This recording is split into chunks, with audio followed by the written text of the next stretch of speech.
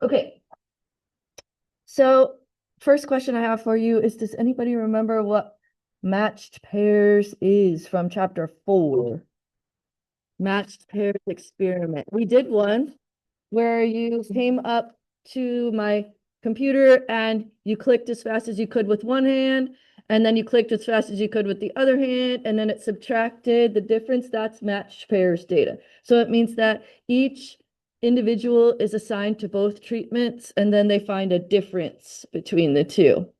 And so now you're going to have to keep your eyes peeled for paired data. But it's actually easier than two samples, so we're not going to be upset about it. Okay, so paired data. Results from recording two values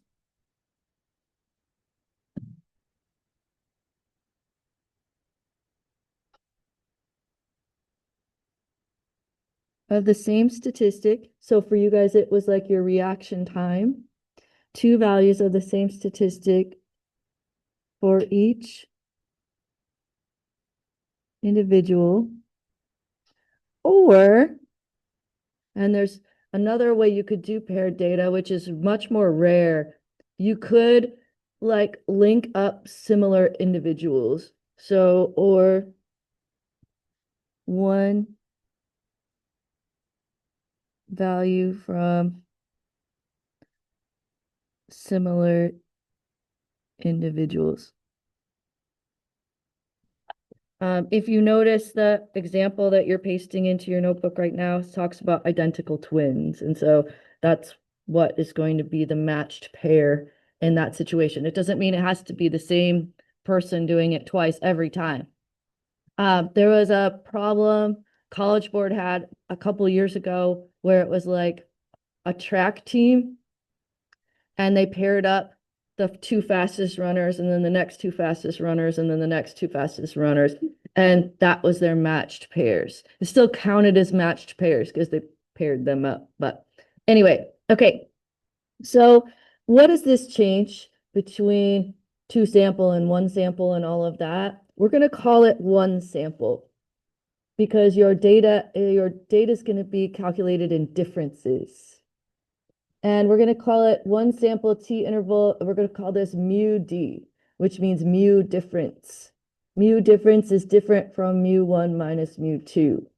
Mu d means that you calculated the difference before you started the problem. Okay, so state blank percent confidence interval for mu d equals. Okay, and then I do something really subtle right here that's not required, but I think it's helpful.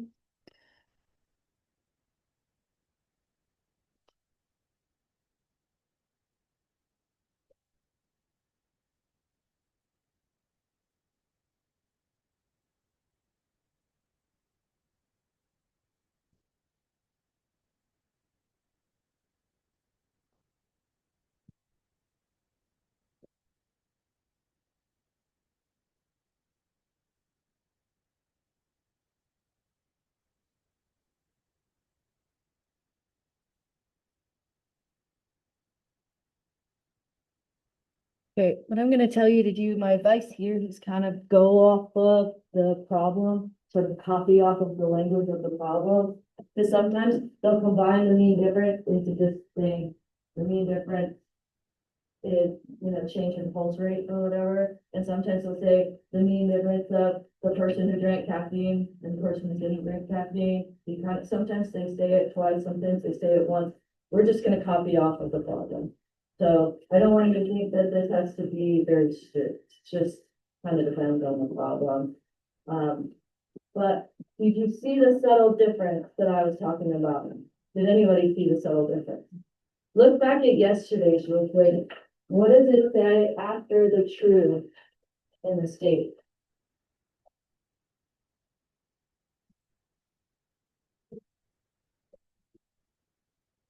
The true difference in mean.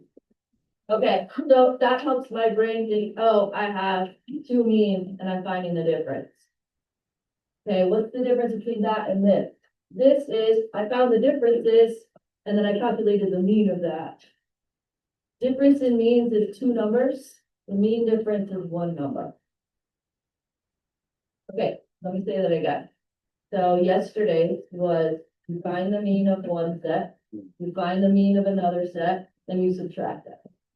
This way is you find all the differences and then find the mean of the differences, which is one number. So it's a subtle thing. I just put it there because it helps you decide what you have. I'm trying to reduce the amount of critical thinking you have to do because there's a lot of critical thinking in this class. Okay. One sample T interval for mu D. And the greatest thing about this is that you have two sets of data, but you treat it like one sample. So you only have to check the conditions one time. It reduces all your work, which is why I like it better than two samples. So is it okay with you if I just say random? Like, you guys know what to do, right? Okay.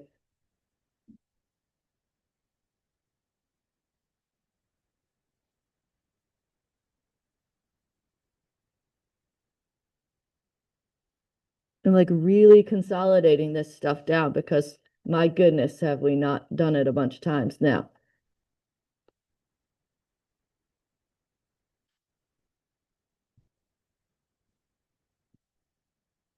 Okay, this is the one where I'm going to say something.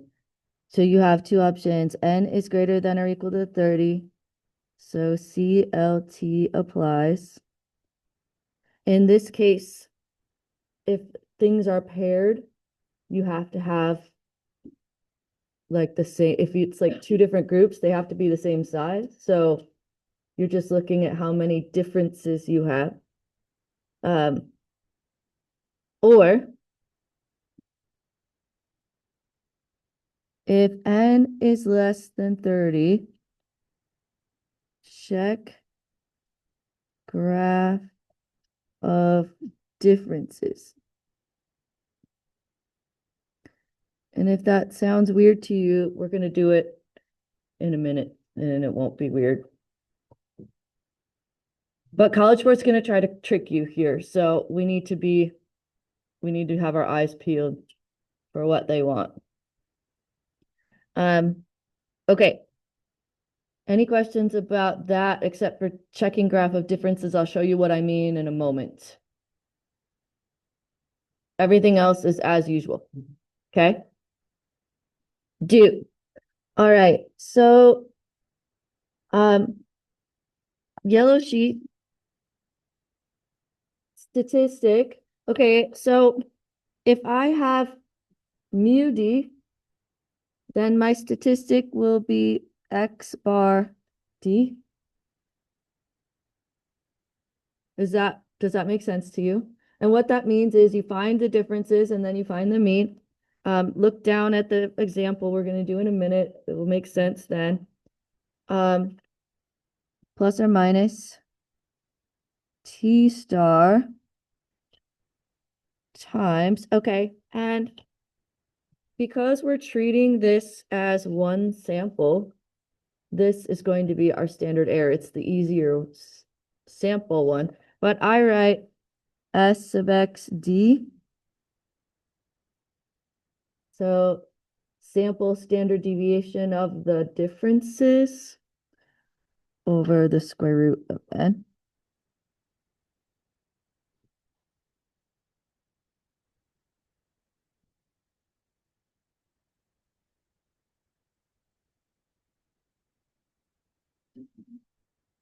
Why am I putting a percent? I don't know the percent. I'm just making up a percent over here. I guess I could put the 9. Have we ever done anything that didn't have a 9 in front?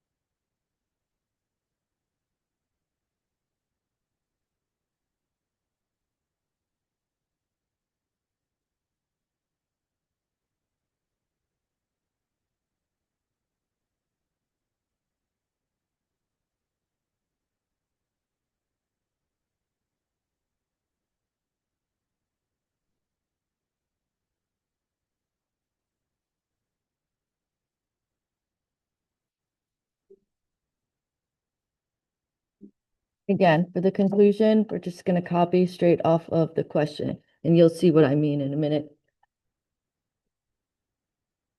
Okay. Now what I'd like to do is have you can start your arts and crafts thing, you can like cut out your thing. However, I need you to be listening and arts and crafting at the same time.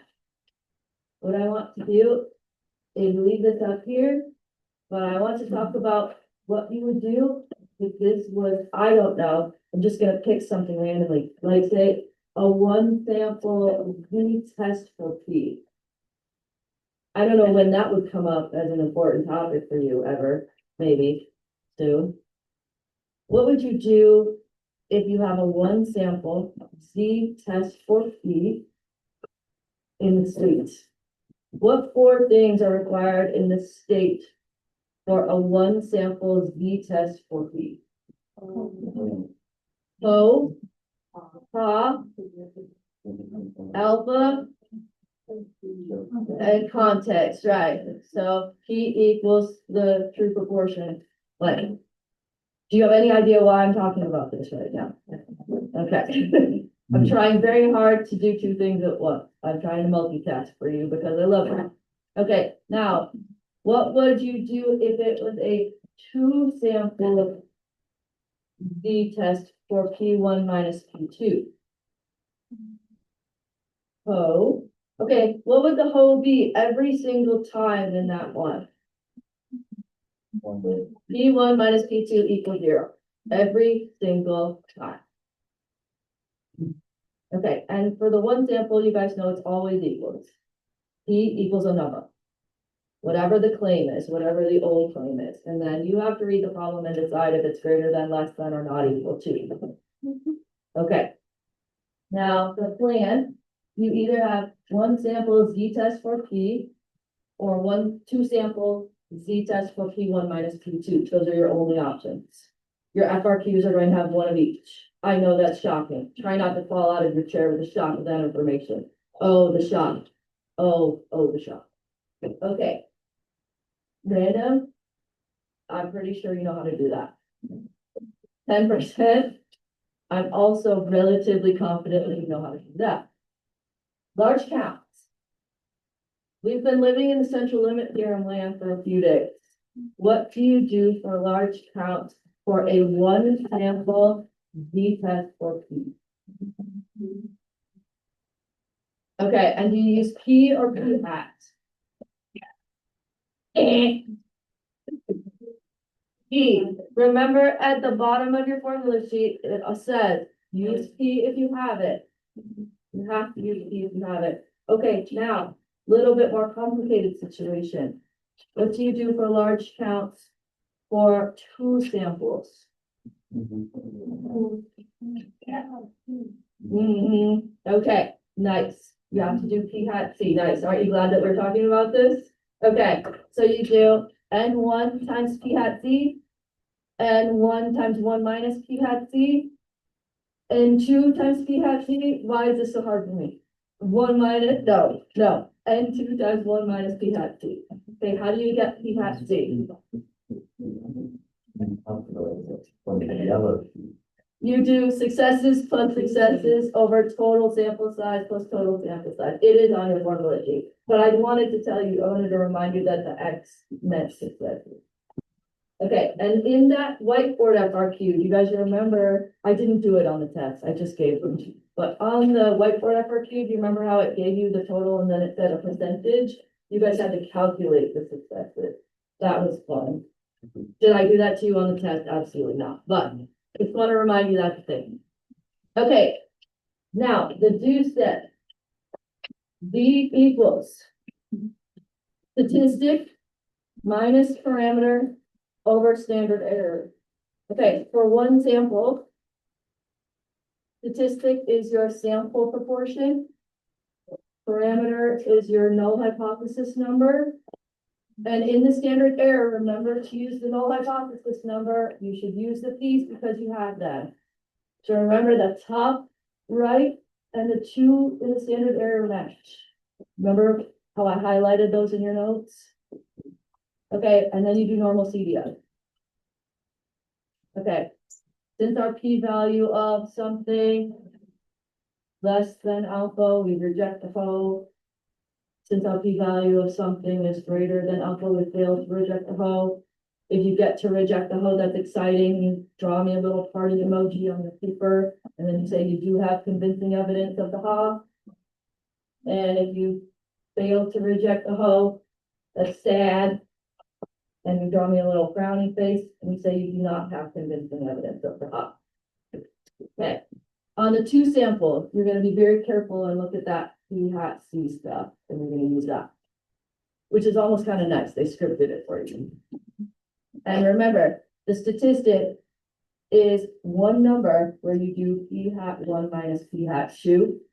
And then the parameter is 0. So it's like P hat one minus P hat two minus 0.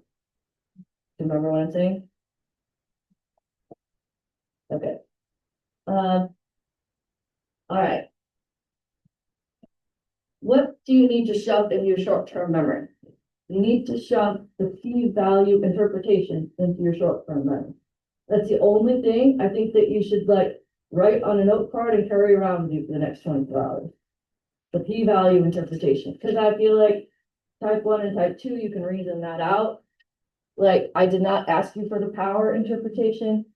I only asked you to find power based off of 1 minus type probability of type 2. So yes, and Will we only do the matched pair stuff for me? yes, Okay. there is no matched pairs proportion stuff. Why? I'm not sure.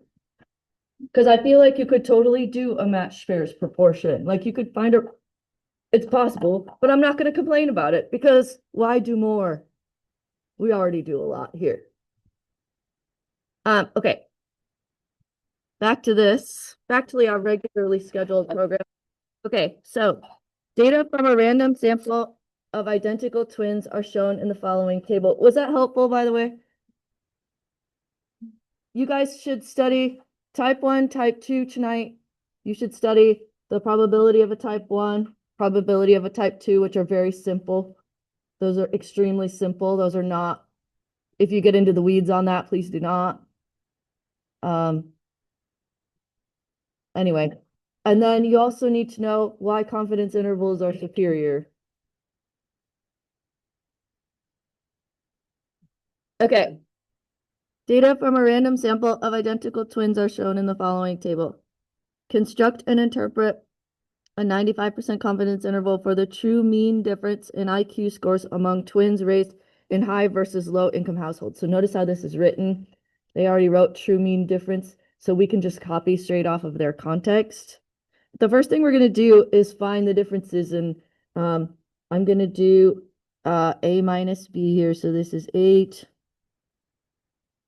5. Are you with me what I'm doing here? I'm creating my one sample out of two samples. Do you see what I mean? So after I subtract, this is the only line I'm going to look at for the whole rest of the problem. Okay, so 9, 6, 5, 8, 1, 6, -1, 10, 1, 12. Okay, now they didn't give me any summary statistics this time. So muscle memory, guys, get your calculator.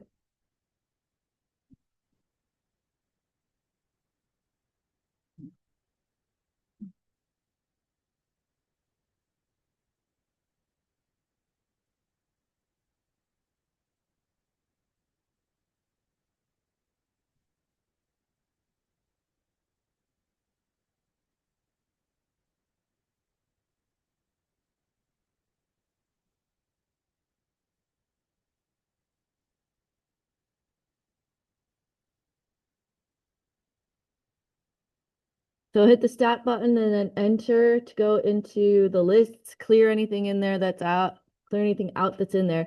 Only type in the difference column. And stat, calc, one variable stats. Now we have been messing with this. So make sure this says L1, and nothing in the frequency list. Again, we have messed with this since chapter 1. Make sure this says L1 and nothing in the frequency list. And we only need 2 numbers out of here. We need X bar D, which is 5.83. Are you guys okay? What's the other number we're gonna need? Standard deviation, nice. S sub X D equals 3.93.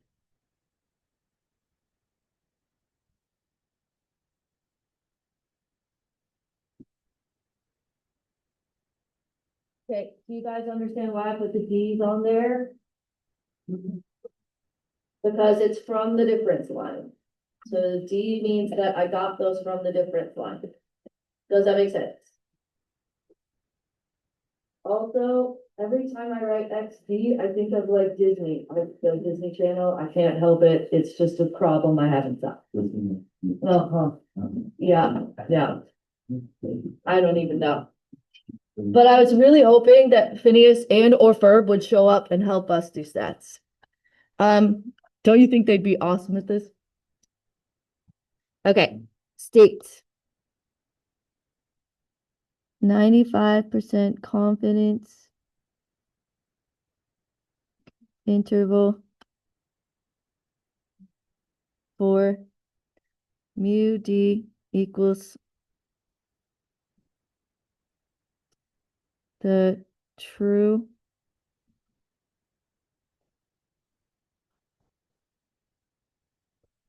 mean difference. Okay, and then I'm just gonna scroll up a tiny, steal the language in IQ scores.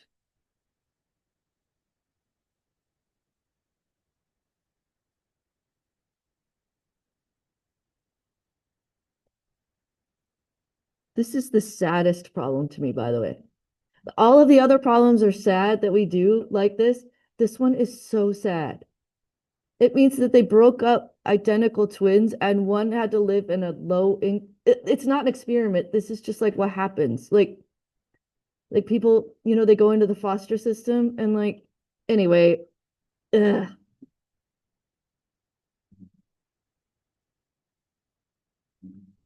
If any of you are going to be social work majors, this is the kind of sad stuff that you're going to get to research.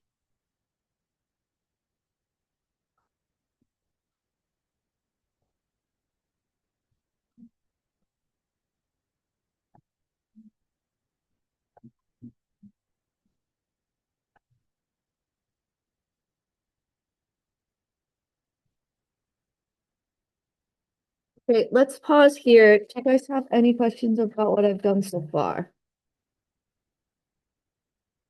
You guys good? Okay.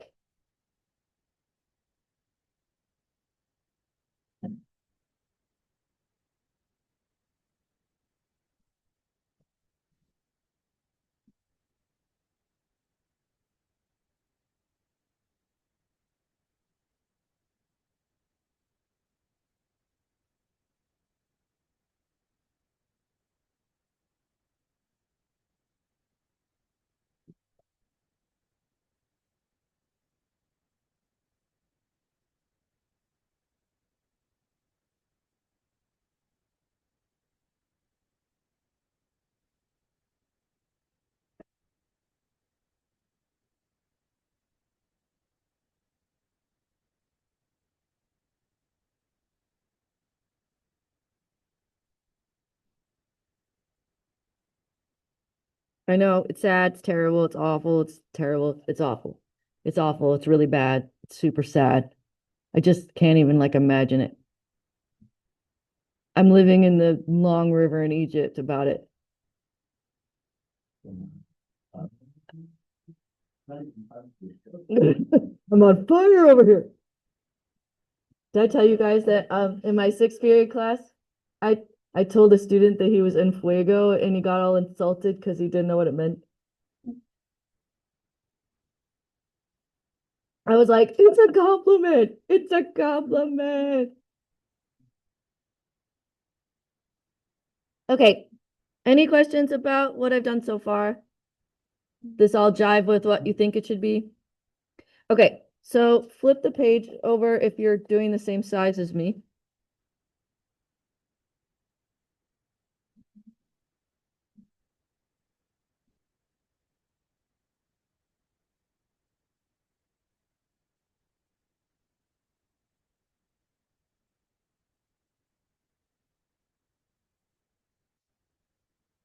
Wrong? Did I do something wrong? Oh, oh, you're working out. Okay, so large counts. So this is what I was going to say. I was going to address the what graph do you look at? So n equals 12, which is less than 30. So must check graph. And again, my feelings on that. Okay, this is what I wanted to be very clear on. When you make your dot plot or box plot, you make it from the difference line. Let me say that again. When you make your dot plot or box plot, you make it from the difference line. Do you know what I'm talking about? You don't have to make three of them. You just make the one because you're working with one sample situation because you made your one sample. Okay, what's the lowest number and the highest number in our differences? 1, -1 and 12, right? Okay, great. That's going to be lengthy.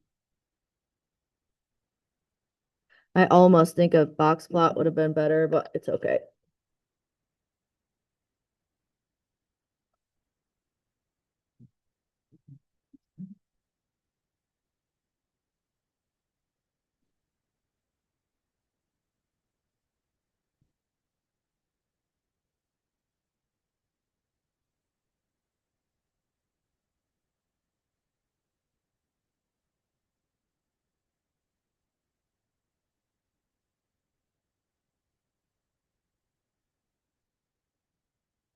Don't forget to label your axes on all of these dot plots. Okay, now I'm going to use last year's notebook because I'm super lazy to copy off of. Oh, hey, no, I can just open my notebook sideways. Okay. All right, so I'm looking at the difference line. 8, 5, 9, 6, 5, 8, 1, 6, -1, 10, 1, 12. Hey, this one doesn't look bad at all. My statistics eyebrow is not going up.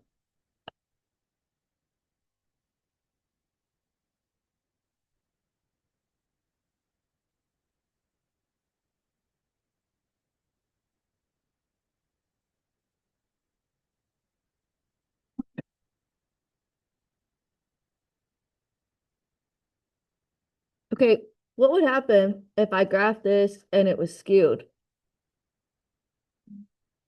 Just keep going. What would happen if there was like an outlier way up here?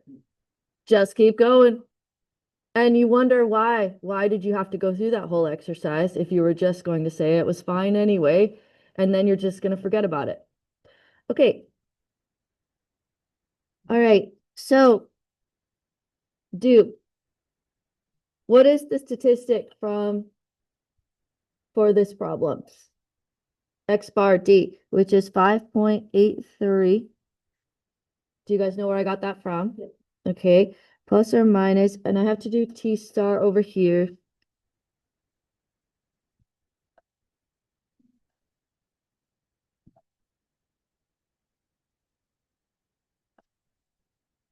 And with matched pairs, the sample size has to be the same for both groups, so you don't ever have to worry about what that number will be. Also, my fifth period class asked again, you do not need to show any of this when we have the chapter 10 test. You can just put T star right into here. But I'm the kind of gal who shows my stuff, so.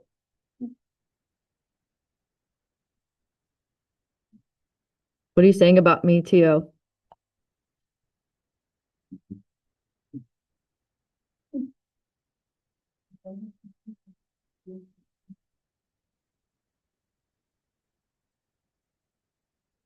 Okay, now what comes next? We're doing a one sample.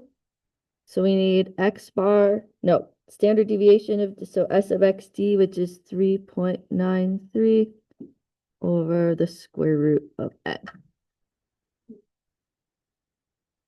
Everybody know where all the numbers came from? This came from one variable stats. This came from one variable stats, T star sample size. Okay, so I'm gonna type this guy in 2.2 times 3.93 divided by the square root of 12 is 2.5.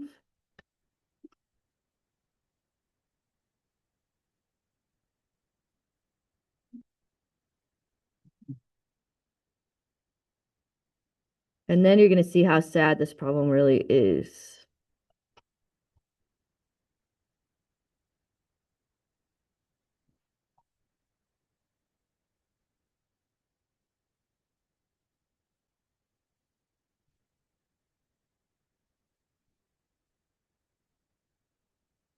Just let it hit you how sad it is.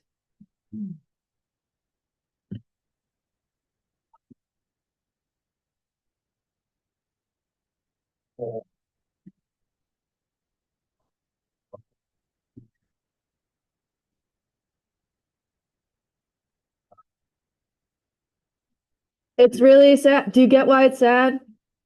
The whole interval is positive, so that means that living in a higher income home will raise your IQ in this situation. It's so sad.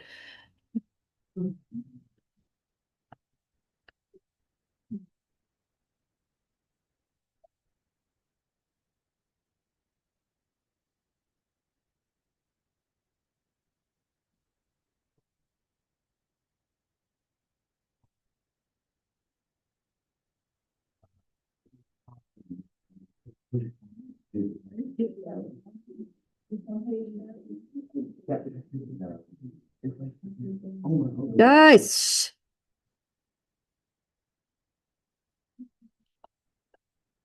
have a moment of empathy, please.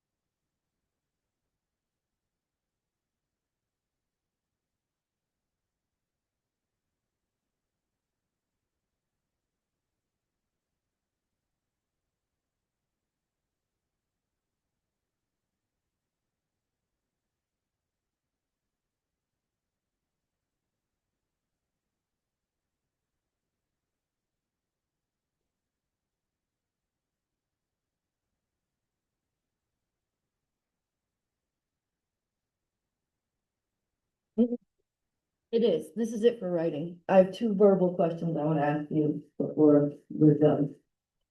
I probably also have a joke somewhere. I hope it's funnier than this situation here. Two verbal questions. If this was a hypothesis, I'm just trying to do chapter 9 review again because I'm a nice lady. If this was chapter 9 and you were doing a hypothesis test, and at the very end, it said, we have convincing evidence, would you have rejected the hoe or failed to reject the hoe? Rejected the hoe means you have convincing evidence. Okay, what happens? What type of error could you have committed if you rejected the hoe? Type 1. Type 1 error means that your sample was wonky, so you concluded that twins in a higher income household have higher IQs when they actually don't, which is actually good. I hope this is a type 1 error. Probably not. Well, a girl could hope. Okay, so remember, I failed to reject is type 2. Reject is type 1. And I do that whole thing, I cover it up. So type 1 error, cover up the null hypothesis, which is the first thing you wrote. Thing number 1, you conclude the ha when you should have concluded the hook.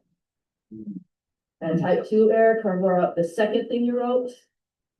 You conclude the ho when you should have concluded the ha. It's really helpful to like do that whole muscle memory thing, less memorizing, more muscle memory. Okay, but the one thing, what are you going to shove in your short-term memory tonight? Key value interpretation.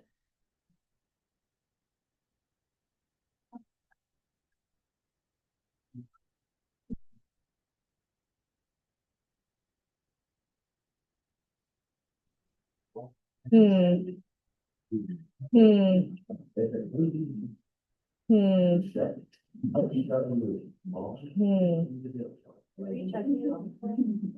Oh, wait. Lexi's a genius. Guys, is this homework that I am putting up here on the screen, the joke for due tomorrow? No, but what is due tomorrow? MCQs. There's only 5 people from this class who've done their MCQs. I just checked AP Classroom. Also, this is Dr. Zoidberg, and I love him. Isn't that a funny one? I love that one.